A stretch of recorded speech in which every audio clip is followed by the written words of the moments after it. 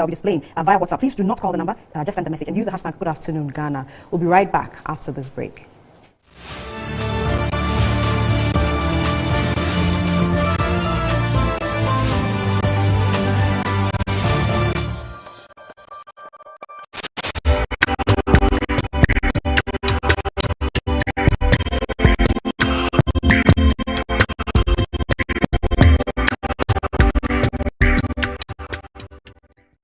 The search for a reliable partner in dealing with your U-turn bus needs has been made easier and convenient with SA Automobile.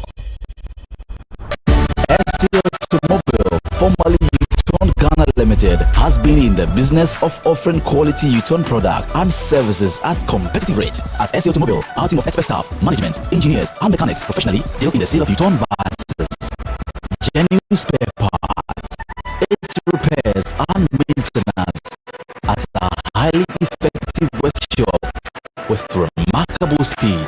We also have available the sale of Camel car batteries, Weichai and Kia spare parts, Zonton coaches and light duty vehicles for everyday movement. Contact us on 020-000-0831 or 054-555-7500.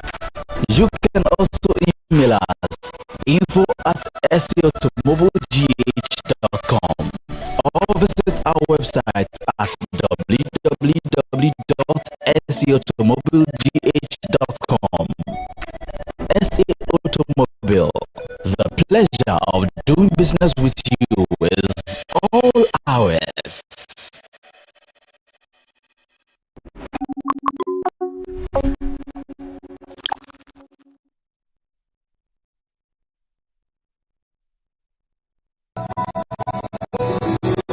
Are you tired as a consumer in Ghana when it comes to issues that confront you as a consumer? Worry no more. Kofi Capital, I'm here to give you the information, all that you need to make sure that your right is protected as a consumer. We have too many laws and agencies that should protect the rights of the consumer. I'm here to give you the information that will help and assist you to get goods and services delivered to you without any worries. Watch the Capital Show on Metro TV.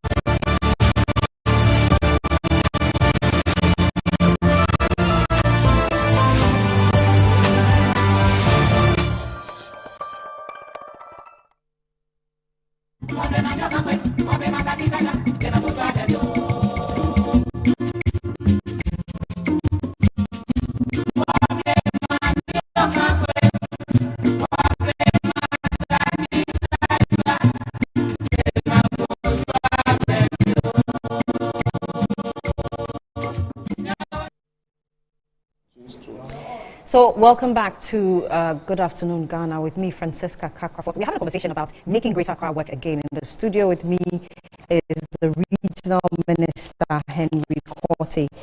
Good afternoon to you and thanks for joining us. Good afternoon to you and a very good afternoon to your cherished listeners and viewers as well. How are you? I'm very well, thank you, by the grace of God. You've been busy these past few weeks. As a call to duty. Where have you been? Where have you been and what have you been doing? I have been doing what the President has asked me to do in the last 4 years. In this campaign that is dubbed Let's Make Greater Accra Work.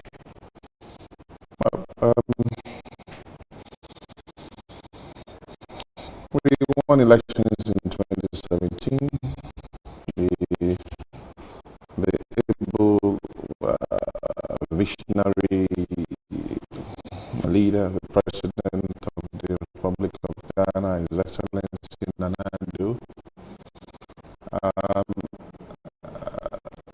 his plans for the country.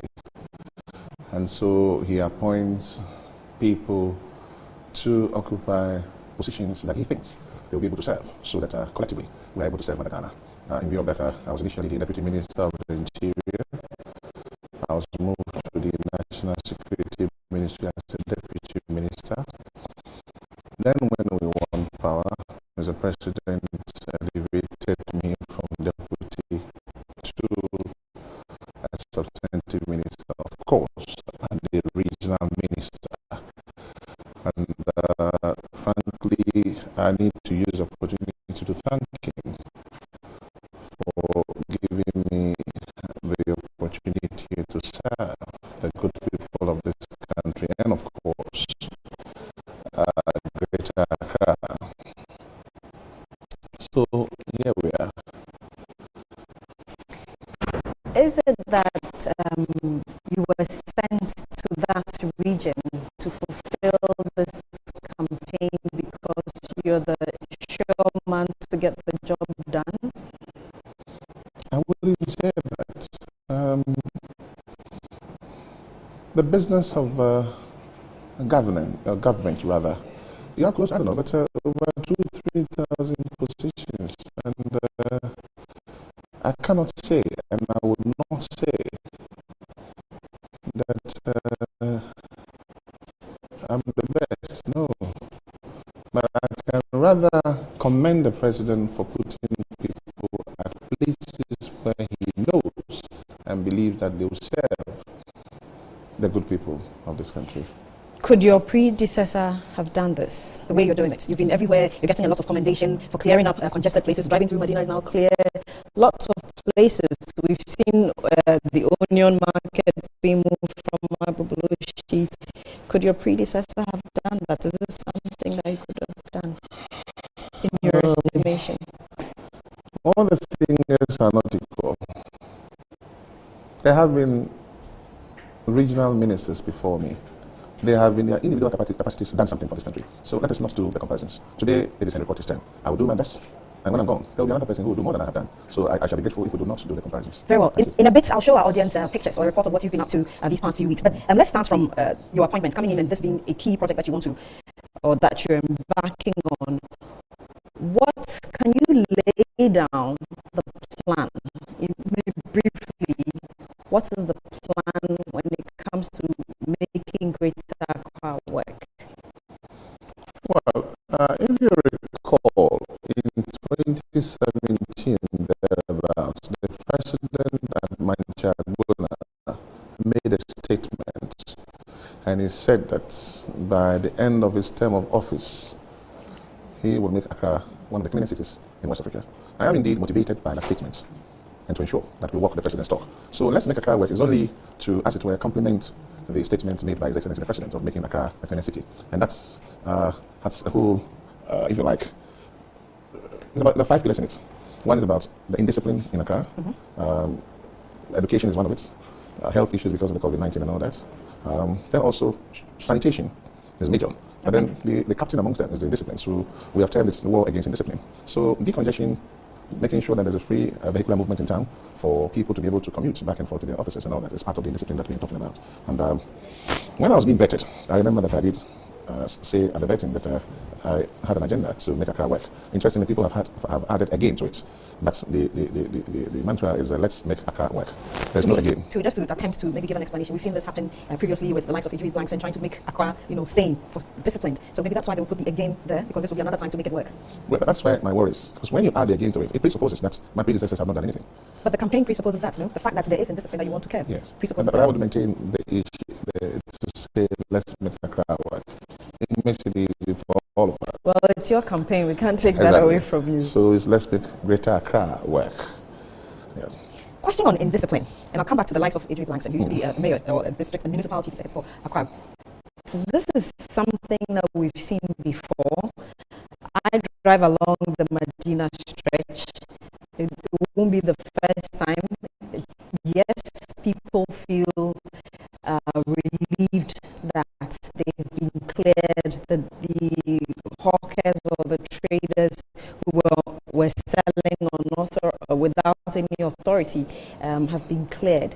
There's that relief. But because people have seen that before, the big question will be about whether or not it can be sustained. We'll get to that later. But on the bit of indiscipline, how are you tackling it with this campaign or through this campaign? So when we talk about indiscipline, it's various forms.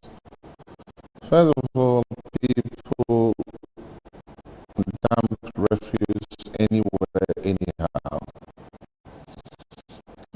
You have motorbikes who are running through red lights and traffic lights without necessarily obeying the traffic regulations. You have commercial vehicles who are loading and offloading passengers at unauthorized areas. You have people who are erecting structures at waterways, Ramsar sites, all these. If you put them together, clearly there's a very serious indiscipline in the region. And we have to do our best if Accra has to work, because Accra is Ghana and Ghana is Accra. We have to do our best, and it is not Henry Quarty, but we need all on board, all and sundries. So this is a clarion call for all of us to try and ensure that we try and bring back the discipline that Accra used to have. I mean, I've seen a picture on one of the social media platforms where I think in the colonial days, if you look at the Kwame Nkrumah Avenue, people driving over there, and it's very peaceful and quiet. But then, it brings the issue of the urban drift to question. Indeed, during those times, the population in Accra wasn't what it is today. Being a cosmopolitan region, today we have so many people coming in here to do business. So we have to find a way for the system to work. And that will be creating satellite markets for people to actually move from a particular center to another place to do business. It's a whole plan that I have, but it's so happened that we have started what I call the starter. Okay. You know, when you go to the restaurant, they give you a menu chart, and then you look at the golden fried shrimps and then the samosas and all that. That's what we're doing now. But then the idea... For those who do the fufu and like to they will not relate to it. Well, they can have cassava to start with. Okay, fair enough. Yeah, but then what's the plan is, rather, is to have a blueprint for Greater Accra. Okay. And that blueprint will address a number of issues, land tenure issues. Thankfully, we have the Vigilantism Act that has been passed. The land Minister of Lands and Natural Resources have embarked on a program to digitize the processes of acquiring land and documentation and all that. So it will make it easier for us to feed all that into it. And LUSPA is also looking at how to, as it were, turn Accra into some greener area. So once we are able to, as it were, come up with the Greater Accra blueprints, which I call the Accra Bible, we'll launch it. And when we launch it, we'll be able to work with that. And that answers your earlier question. It shouldn't be that a certain Henry Quarty came to clear Accra and did one or two things, Medina, Zongo Junction, and then the next minister comes and it's like everything goes back to zero. So there has to be some level of continuity, and that's why it is imperative that we have the Accra Bible. Okay. But again, the Accra Bible will take cognizance of the existing laws. Okay. Yeah. Okay. Right now, I'd want us to look at what Minister Quarty has been doing on the ground, and then we'll continue our conversation.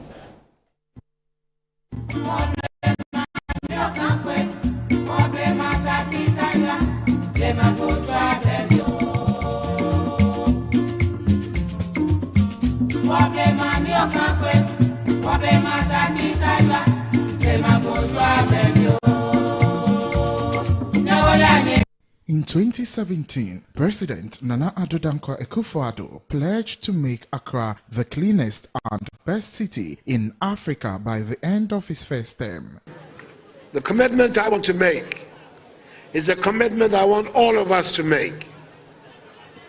That within these 4 years, by the end of the 4 years of my term in office as president, Accra will be the cleanest city in Africa. That is where we want to get to. This feat was, however, not attained in his first term. In the president's second term, the Let's Make Accra Work campaign was launched in 2021. This was under the auspices of the Greater Accra Regional Minister, Henry Quarty. The campaign was kick-started on Thursday, April 22, 2021, with clean-up operations undertaken in 4 constituencies: Ayawaso Central, North, East and West Wuogon. This was done with the involvement of personnel from the Ghana Army, Police Service, Prisons Service, and the Ghana Immigration Service, with the support of waste management giant Zoom Lion Ghana Limited, who also pledged its support. Indeed, this vision of His Excellency is achievable vision, for which the Zoom Lion Group has declared its readiness to partner all the relevant government agencies in diverse ways to help achieve and sustain its gains. In one of his media engagement, Henry Quartey noted that the move is primarily to prevent a recurrence of the June 3 twin disaster, where fire and flood destroyed lives and properties. There was also the demolition of structures in some areas, including the Tema West municipality, after the cleanup exercises. The first week of July left thanks wagon. The regional minister Henry Quartey commenced with the decongestion at the Agbogboloshe market and the relocation of onion sellers and scrap dealers. A move past government have made little or no progress about. Efforts by predecessors to decongest the market have proven futile, but 2021 came with a different narrative. We will not leave this place, but they are only destroying structures, not human beings.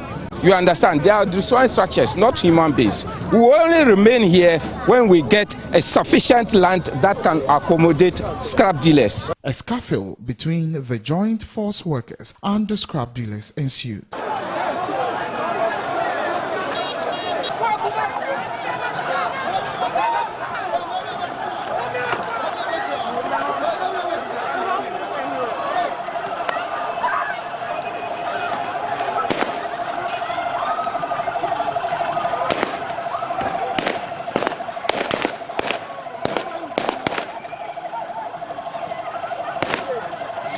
Henry Quartey insists there is no turning back. Stating where they want to be, that the place is small. No, he's here, ask her.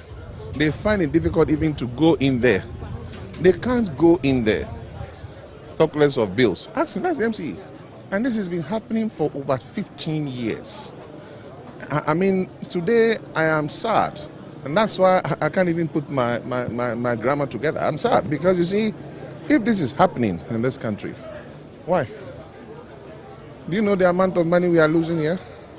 Aside that, they even create more tons of waste for us. It's not fair. And still people are talking about leaving scrap dealers here. Why? I'm saying that we have taken possession and that's it, full stop. Simplicity. Nobody's going to come back here. We're done. My brother, I think you should go to Ajin Kotoku and come back and let's have this discussion. There's a 12-acre land aside where the Union Centers are. Opposite, there's a 12-acre land. How many acres are they occupying here? It's about 2 acres. So when they have a 12-acre land there, they cannot manage even 4 acres. They are looking at that. Yeah. Yeah, so that's it. We are done. But I'm saying that there is no turning back. We have moved in, we have taken possession, we are going ground zero, nobody's going to come back. Municipal Chief Executive for Ablekuma Central, Mariama Kali Amui, expressed her joy at the success shot. In fact, before God and man, I'm so happy. I'm so happy that the regional minister had come in to help this municipal assembly. So they look at the numbers in each group. So it is our prerogative to decide. Oh, we prepare a data and we work with the data. You see, so if you said your money is not sufficient, so you are not going, is it fair? Henry Quartey has noted that although he is aware that measures being taken by his outfit to decongest the city will be greeted with lots of criticism and backlash, the issue of sanitation in Ghana remains a priority. But could the Let's Make Accra Work agenda be the game changer? For some, he has destroyed homes and businesses, but for the Lord, he is the man, the myth, and the legend. Shadrach Odame Ejari, Metro News, Accra.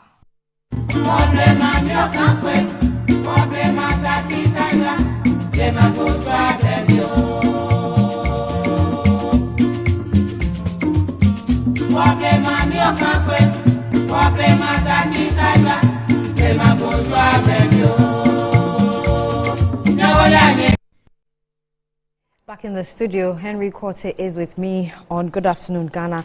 Minister, help us understand the process so far. So we've seen that you've decongested certain areas, sending off unauthorized hawkers or sellers.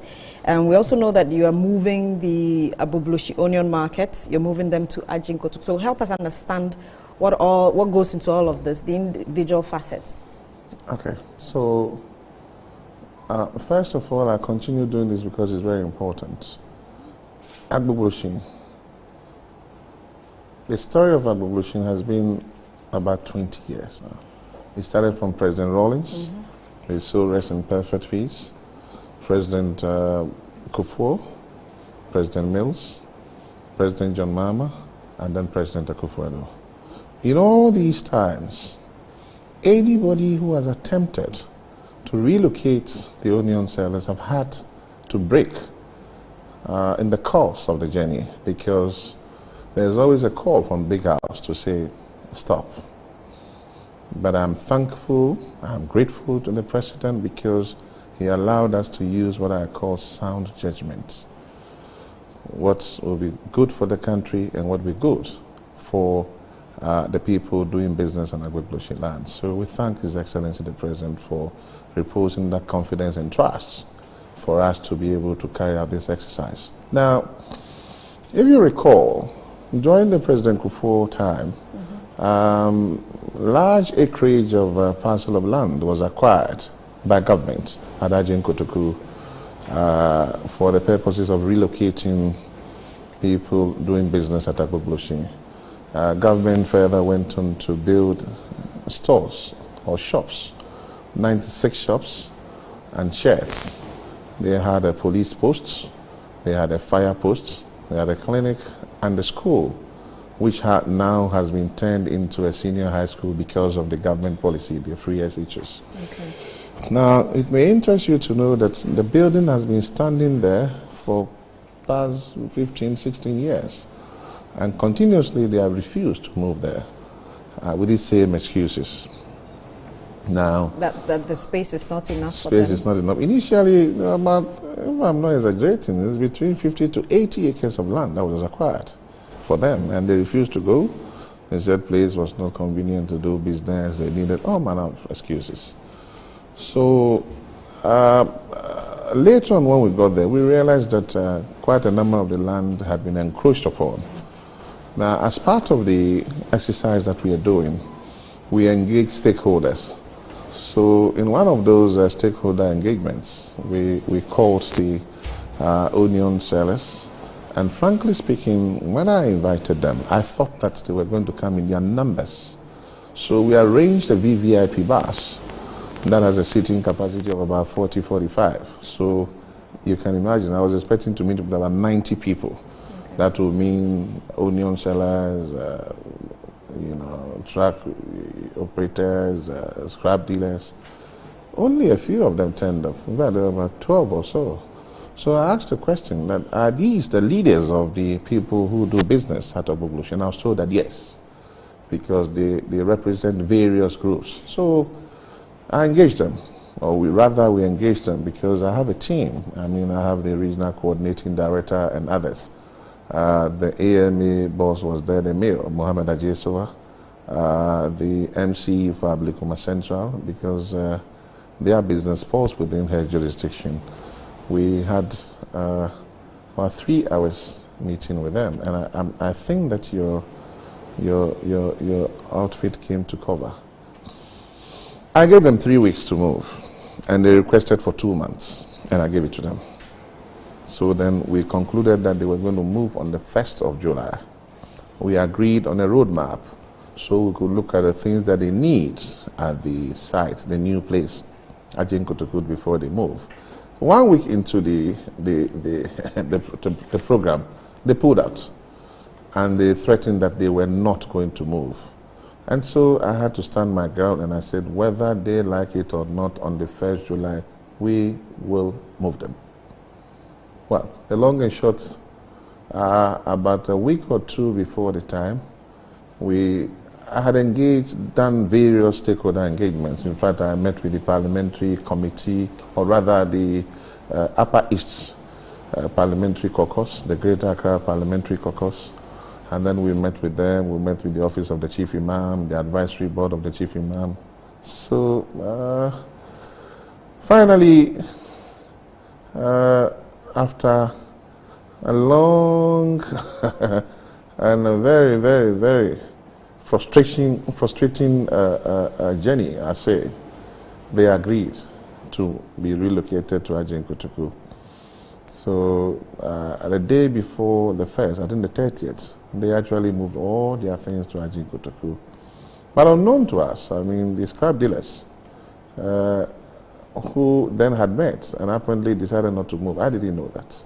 But they had been part of your earlier meetings well, and agreed? The initial meeting that I had with them at AMA, the scrap dealers were not part. But later on, my attention was drawn to it. So I put together a team comprising of the Ablikuma Central Municipal Assembly, MCE.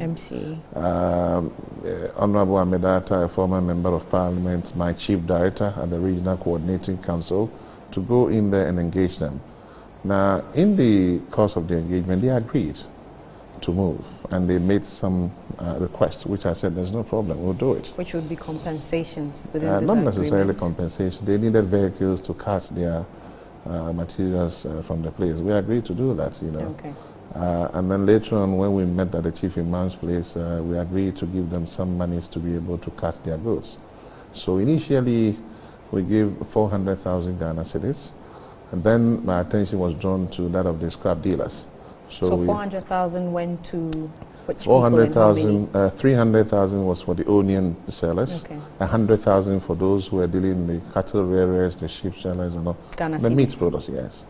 Ghana 100,000 Ghana okay. cedis. 50,000 Ghana cedis for scrap dealers. Okay. 30,000 for some recycles, some people also in recycle. What would be the reason for the variation? Is it their numbers? Their numbers and the kind of business they were doing. Okay. And then 20,000 for Miss Quarters. Okay. You know, so we got a committee from the Chief Imam's office. But I constituted a committee rather. 2 members from the Chief Imam's office, 2 members from the Regional Coordinating Council, Ablikuma Central Municipal Assembly, quite a number, I can't remember, 12 of them. So they started with the disbursement of the money. But on the day that we went there on the 1st July, then we got to know that the scrap dealers did not go for their money, and they were threatening that they were not going. And we had already taken possession of the land, so we needed to go ahead. What we did was to allow them to bring their trucks to cart their goods out of the place. Mm-hmm. And I can say on authority that so far they have moved more than between 50 to 80 articulator trucks to cart their goods from there. Just the scrap dealers? Just this the scrap is everybody? Dealers. The onion dealers had already gone before we got there. The cattle sellers, all of them? Cattle sellers have been taken to Ablikuma North. We found a place for them. Mm-hmm. There were others who were doing kebabs or so. Mm-hmm. They do in large quantities, you know, and then people wholesale, if you like, whatever. So where are they going? They have been sent to Ablikuma Central. We found a place for them to do business, so they are there, they're fine. So would these other places be places that had been already acquired, or you had to acquire it for these people? No, these are existing markets, okay. So we created space for them to operate. Okay. What I want to ask is, so that with the scrap dealers, the rejection, the initial rejection, was it a negotiation move, and how did you resolve that? Well, it could be one of those reasons. I know for a fact that we engaged them. But so you had to pay more? Not necessarily pay more. You see, government is very particular about people, or the creation of jobs, I'll put it this way. Okay. So the intention or the idea of relocating them from Agbogbloshie is not to deprive them of their daily livelihood. So in view of this, we make sure that we are able to take care of them by giving them a place to do business. So we got a 10-acre land for them at Kwe Field or something. It's around the Obundomiobra area. Okay. We got 10-acre land for them, and they will be moving in sometime this week or so. and then 100,000 Ghana cedis for them to use as transportation to catch their goods. You know. What's your budget for this project, or the part you call the starter? How much are you spending so far? Well, we're working on that. Okay. Yeah, it's an ongoing process, so I'm sure that if you ask me this question in the next 4 or 5 months now, I'll be able to tell you. Okay. And how about timelines with the movements or transporting them? When are you expecting everybody to have moved, and what's going to happen to the land, the Agbogbloshie area? Now, as we speak, all those doing business at Agbogbloshie have left. Mm-hmm. They have been relocated. Some of them have been relocated to Ajen Kotoku, and they are doing very well. The onion sellers are doing very well. We haven't had any complaints from any of them, with the exception of the scrap dealers, who, by the grace of God, we have been able to resolve the issue. Today, the Minister for Local Government paid an official visit. We went to Agbogbloshie and then to Ajen Kotoku for him to address some of their concerns. In the meantime, as I said, we have had engagements with the scrap dealers, and I want to believe that the issue has been resolved. Okay. What happens if the issue has not been resolved? Well, we've made some inroads, okay, and they are very positive. I'm sure that we'll cross the 60% mark. Okay. Yeah. Okay. You said something from the video, the report that we played, something very key. You said that nobody is going to come back, and that brings me to the broader question about, or conversation about, sustainability. And in your remarks, you alluded to this being a problem right from the late former President Jerry John Rawlings. Several governments have attempted this, and Agbogbloshie has always been a political matter. Indeed, without sounding condescending, politicians have been afraid to touch it or to execute it entirely because of the political costs. The concern is that if you move them, if you get rid of them, they're going to vote against you. Are you concerned that your government, President Akufo-Addo and the NPP, will suffer some kind of political loss with this exercise? Well, they are currently at Ajen Kotoku, and today we visited them. They thanked government and heaped praises on us. So it tells you clearly that it will not affect votes. In any case, we are in 2021, and respectfully, who is talking about votes? We want to make Accra, Greater Accra work.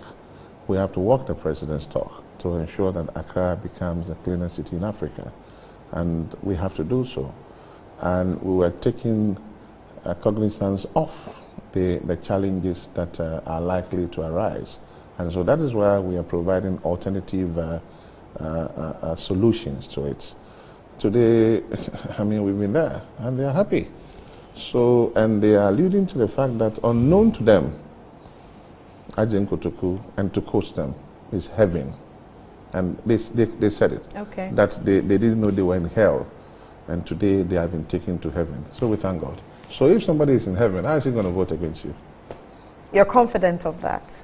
Well, I'm just saying, if somebody now tells you that he used to be in hell, and today he's in heaven, is he going to vote against you? That would translate into more votes But for we you. are not even talking about votes here. Okay. That's why I'm careful that we don't turn this thing into politics. But it is a political matter. For me, because it's of the not. history of it as For well. me, it's not. You Okay. see, because Ecclesiastes chapter 3 says there's time for everything. Maybe yesterday it was politics. Maybe last year it was politics. Today, what we have done, we've done extensive stakeholder consultations. And I told you earlier, I had engagements with the Upper East Parliamentary Regional Caucus. Okay. And the likes of James Agaga, Cletus Avoka, Apak, all of them there. The Garu MP, Timpani MP. And let me say this. The MP for Ablekuma Central played a very, very key role in this whole exercise. That's So good. That was actually my he next played a question. key role. In fact, he led all the negotiations. So have you had such collaboration then similarly from all the other MPs or all the other members of parliament who would fall within Greater Accra? Are they on board? That's what I said earlier. Yes, that's one of them. I said Upper East Parliamentary Caucus and Greater Accra Parliamentary Caucus. So they're all on board? Yes. I've met with especially the minority side. There are 20 of them and 14, including myself, from the majority. Okay. And we've met with them. So clearly, this is a matter for God and country, not about politics. Okay. Let's talk about another matter concerning perhaps Agbogbloshie. It would seem like we are spending a lot of time, but it's a major thing. For a lot of the traders, they lived where they sold their stuff, not all of them, but some of them. And with the move, some of the concerns that we've heard them talk about is, well, now where are they going to stay? They are making complaints about there not being toilet facilities, etc., or adequate toilet facilities. What's the plan for an alternative accommodation or something to help them find alternative accommodation? So yesterday we sent 40 mobile toilets to the Ajin Kotoku site, 25 for the male and 15 for the female. That is there. We'll be lifting them every day for about a month. In the meantime, we have engaged people to start constructing the washroom facilities for them. Just on my way here, I had a call from the Minister for Sanitation and Water. She's paying a visit there on Tuesday. Minister of Water and Sanitation will move in immediately to also try and resolve some of the problems or the challenges, i.e. washrooms, places of convenience and all that. The local government minister was also there today. So in short, government will address some of these concerns that they've raised rather. Okay. Let's look at other areas where you've been, because I don't want the conversation to be limited to Agbogbloshie, because you've been around the country. Let's talk about the decongestion of the Graphic Road. Tell us about that. How did that go? Well, Graphic Road, you recall that scrap dealers have been by the wall of Beyeman for over a decade. And you see, before I even continue, we are told, I don't have the figures, that close about 80,000-90,000 people play around the Agbogbloshie area. Now, over the last 15-20 years, it's been difficult for ECG and Ghana Water to have access to that place. So they have been using electricity, they have been using water for free. Can you imagine how much it has cost the state? How much? Can you imagine? I don't know. No, I don't. I can't. Well, we have to get the listeners to do the mathematics. Now, Beyeman, same or similar situation there. They've been there for about 10 years. And it makes it even difficult for dredge masters to do dredging anytime we hit the rainy seasons. And some of these things causes the flooding. Now, June 3rd at the back of my mind, I mean, after the June 3rd disaster, a committee was formed. Yeah. I think a retired Supreme Court judge also was a chairman. One of the in the reports, one of the major reasons or causes of the June 3rd disaster was the occupancy of people around the Korle Lagoon. They pour sawdust into the lagoon and then block it. So when the water goes, it's not able to flow into the river. And that was one of the major reasons why. Again, dredge masters is not able to go there to do the dredging for fear of their lives. Today, by the grace of God, we have been able to clear the scrap dealers from the back of Beyeman. As I speak with you, we fenced the place. Parks and Gardens and Forestry have moved in, and they've started spreading the black soil. Okay. They'll start planting some greens and then the royal palm tree. So in about 6 months' time, it will look very nice. Okay. Okay. So we go back to the Graphic Road bit? Yeah, that's the Graphic Road. Okay, because you brought in Agbogbloshie a bit. No, Beyeman is Graphic Road, actually. Okay, let's look at also the area around the Wager Dam. You did some decongestion there as well? Well, the directives to the MCEs are that because we are going to the rainy seasons, buildings that are on waterways, Ramsar sites and all that, if they don't have permits, But the assemblies are clothed with the powers to do so.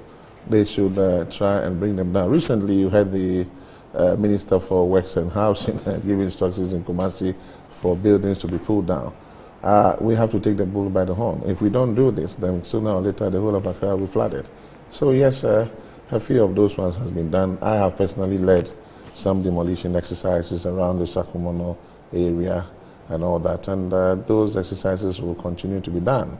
But it will be done by the assemblies who, I say, are close with the law, and they will seek legal guidance from the Attorney General to do so. Okay, so that for places like the Graphic Road, the Wager Dam, the Medina Zongo Junction, what's the sustainability plan? How are we ensuring that these hawkers don't come back? Where do they go, and how are we ensuring they don't come back? The Yemen, that's Graphic Road. The scrap dealers are supposed to now move to the 10-acre land that we've gotten for them at, is it Quayman? I'll get a name for you. Okay. They are supposed to go there. On the 10-acre land, we are providing police posts, a clinic, and then some washroom facilities for them. So we believe that on the 10-acre land, they should be able to do business. That's about 40 plots. So we expect all of them to go there. Now, the traders along the Farisco UTC area, during the course of my stakeholder engagements, I met with the Queen Mothers, and they said categorically that there are spaces in the markets. So we want to encourage those who are hawking by the roadside to go into the markets so we can allow free flow of vehicles on the streets, because it so happens that they are doing business on the principal streets, which is not good. Again, we have to look at productive time. For instance, on the Medina Zongo Junction Road, aside what we are doing, we should be looking at the productive time, which is very important for me because it impacts on the economy. Travel time today for those living around that area has reduced. Yes, I actually now use that area because it's not. So you agree with me? Yes. That it used to be a no-go area because you would end up spending more than 30 minutes just trying to move from Rees Junction to Zongo Junction. Exactly. But now you would spend just, what, 5 to 10 minutes well, I'm at glad the worst to hear case. From you. So it helps with the productive time, as I said. Can I take you back to the Farisco UTC, so that with the information coming from the market women that there's adequate space, what does your assessment of that tell you? Do you have enough space that will fit the number of hawkers around that you want to move? We have been told by the market women that there are enough spaces in there. Okay. So the Accra Metropolitan Assembly has been tasked to engage the market queens and then those hawking by the roadside to try and strike a deal with them so they can go back into the markets to do their business here. Okay. But we have been told that there's enough space. Okay. And let's come back to Medina then. So for the hawkers, because there were lots of them there, where are they going now? Now, Medina Zongo Junction, because it was a pilot program, we got them to move to the back of the pavement. Now, fortunately for us, behind the offices of Netu, Ken City Media, there's a market there. Yeah. I'm sure it will be around 5 to 10 acres, or probably more than that. Okay. Which has been lying idle, just like Ajin Kotoku. So the idea is to do some work there and then move all those by the roadside to go and do business in that market. In so doing, we are able to also direct or redirect the commercial vehicles to load in front of the market. That will free the main street in front of Ken City. Long term, I think that we will have to look at old houses around that area and then probably buy them, break them down to accommodate the lorry park over there and then other traders who are hawking by the roadside. Okay. And for the houses and unauthorized structures around the Wager Dam, what's the plan for them? Well, I think the MCs are working on it. Okay. Yeah. I want us to take a break. When we come back, we've got some more footage for you about what Minister is doing on the ground. You've been listening to him talk about his sustainability plan. Send us a message. Let us know if you're convinced with what he's saying. He's certain they've got all bases covered and that these hawkers, these traders are not coming back because they are happy with where they've been sent to. This is Good Afternoon, Ghana, with me, Francisca Kakra-Forson. Stay with us.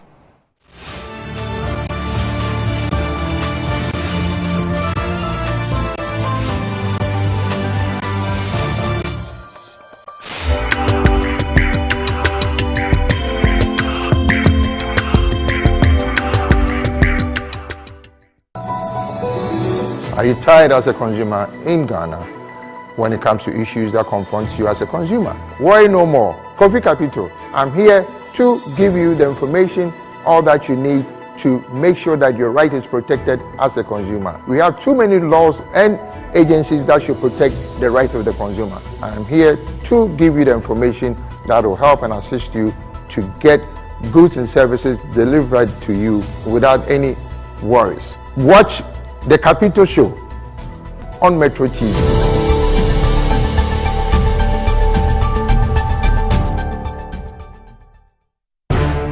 The world has seen a lot of evolution in recent times.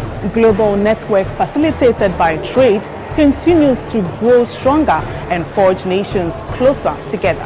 On International Trade Focus, we'll share with you the current industry, tech and commercial avenues turning the world's trade wheel. This is your gateway to international business connections and trading events. Get the inside views, vital information, trends and analysis on emerging trade giants in Ghana and beyond. International Trade Focus, the global television trade showcase, transcending barriers in creativity and innovation. Join me, Anna Spiel, as I give you a whole menu of international trade activities. International Trade Focus, your timely business hub.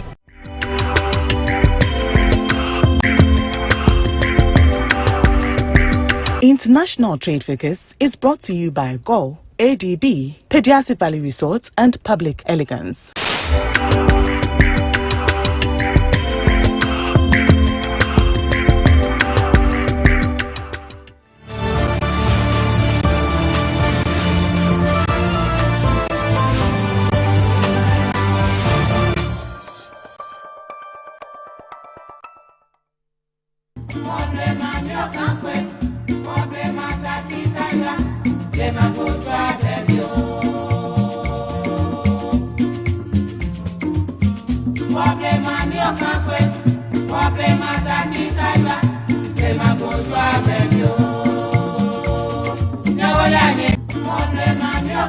We will thank honorable ministers and we will thank our group leaders here. I am here for the youth and I'm here for the youth. Minister, if you look at TV, we said we will not allow you to. We will not live there and come here. But so far so good. We came here, we've seen everything here. What our leaders said to us, we will thank you very much. And let the area know, owners, dealers, we don't have thieves among the youth. We don't have thieves. The youth are hardworking youth. And we don't have drug dealers among us. From the youth, we don't have drug dealers. So me standing here, I'm assuring Minister that he should let the DC know he's having good people and good leadership and good youth in his area. We don't have any bad. There shouldn't be having bad intention that at our bullshit. Maybe when we move here, they will be having bad leaders or bad youth in his area. We don't have any. Ina gani a matsayina na pandas ni ne uban kakan masu albasa duka ta Ghana. Salamu alaikum. Ina ganin Honorable Minister, he is the father and the founder of all the onion dealers here. Wato abin da minista ya yi muna, ashe muna ganin za a samu cikin wuta, ashe aljanna ta an ka kawo mu. Initially, they thought that they were going to hell. They didn't know they are going to heaven. To abin da za mu faɗi minista sai mu ma godiya mun gode. What they want to tell the minister is that they appreciate everything you have done for them. So what happened? Well, what happened was that I think upon relocating to the place, they realized that business is booming, and then they are now doing business in a humane environment. Very humane environment, and they have been received well by the chiefs and people of Agyen Kotoku. And again, I have been told that apparently most of their customers comes from the eastern region and all that. So now it is easier for them to go to Agyen Kotoku to do business. So their sales have increased in the last 5 days. So that's why it's heaven for them now. Of course, they're making good money now. Good for them. My last question to you is, at what point would you say Greater Accra is working? Not just you, but for your government that is leading this. Well, we are the ones working, but I should ask you that question. At what point do you think, would you want to say that, okay, Mr. President, your government and the Greater Accra Ministry have made Accra the cleanest city in this country? I asked because there was a reason the President said it. There were certain targets that you would have developed and hoped to achieve. So we'll continue to do same until the media begins to, as it were, the media has always been on board. Well, they are on board, but I'm saying that it's not for me to say. We will continue to work. We'll remain focused. We'll remain committed. We'll remain dedicated. And we'll make sure that we walk the President talk. But let's have this discussion again in a year. Okay. And then you can ask me the same question. I'm sure you'll be the I'll find you in a year to say that indeed Accra has worked. Very well. I'll find you in a year and have that conversation. But Minister, thank you so much, and we wish you all the best. I have been speaking with the Greater Accra Regional Minister and also MP for Ayawaso Central, Henry Quartey. We've been talking about making Greater Accra region work, and he's also been sharing what is a question that many have been asking, the matter of sustainability, whether or not this can be sustained. I'll take a few questions before I sign out. This is coming from Samuel. He says, please, what are the minister's plans to bring back parks and gardens? I am, okay, this is Osofo Sasu, rather, from Kwashiman. He wants to know the plans for bringing back parks and gardens. Samuel says, thank you, Minister. May God give you long life and strength to sustain the project.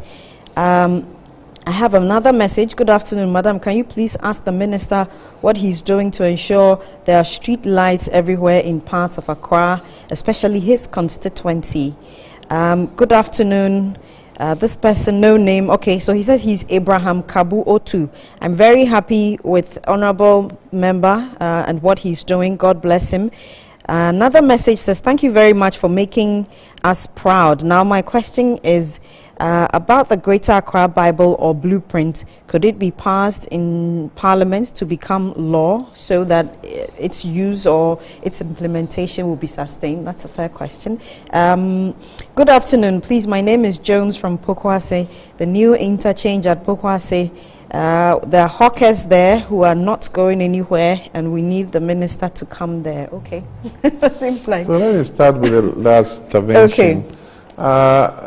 The assemblies, we're just waiting for Mr. President to, as it were, mention the names of those who have been shortlisted or they're nominated, and then after their confirmation, we'll get assemblies to go to work. Okay. And so those hawking around the interchange and all that we're taking care of. On the issue of Accra being dark, we've raised the matter, and the assemblies will do their best working with the energy minister to ensure that some of the lights are brought back. You see, before the elections, government fixed a lot of these street lights, but I think that the problem has been the photocell. Okay. They go off very easy or quick. I don't know why. Then there was a particular one about the parks and gardens. Parks and gardens. The Minister for Local Government has directed that Minister of Forestry and Parks and Gardens should come back and start working. So I'm sure they're doing that. A quick message because of the Makola fire today. Somebody saying that the fire service were then, they didn't have enough water. Any comments on that? I am yet to receive the report. Okay. And so I don't want to comment on it before I see the report. Okay. Henry Quartey has been my guest. Minister, we wish you all the best. Thank you for your time here. And we're also grateful to you for watching and sending your messages. Thanks so much. I'm Francisca Kakwa-Forson. We'll do this again on Wednesday. Bye-bye.